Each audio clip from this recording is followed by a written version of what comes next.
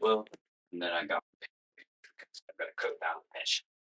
Now I did this off screen, but I cracked 3 egg yolks in a bowl. For the sake of this video, I have a fresh brick of Parmesan cheese.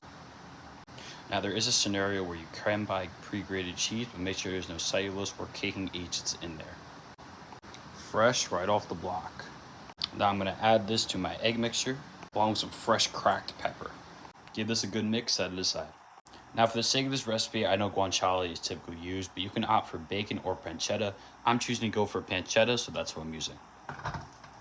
You're basically gonna wanna give this a good sear, let everything sweat down and cook.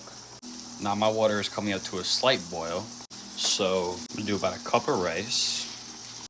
Also, disclaimer, you do not need to use any oil or butter while cooking this, because as you can see, all that fat is starting to render down, which is a good thing because that's flavor.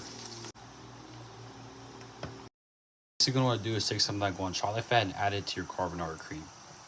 Now, if you're wondering why we do this, we do it because it adds complexity and flavor to the dish. If you don't do this, you're gonna have a lackluster carbonara, so I suggest you don't skip this step. Now, what I do recommend is taking some of the pancetta and setting it aside for garnish, because this is gonna be used for the main dish and this is gonna be used for toppings. I add my carbonara cream.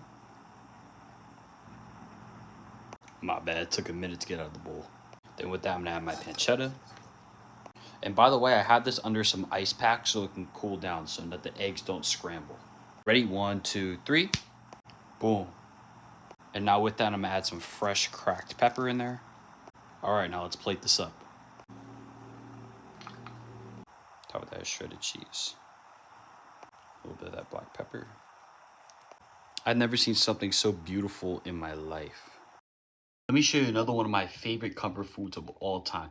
This beautiful carbonara rice.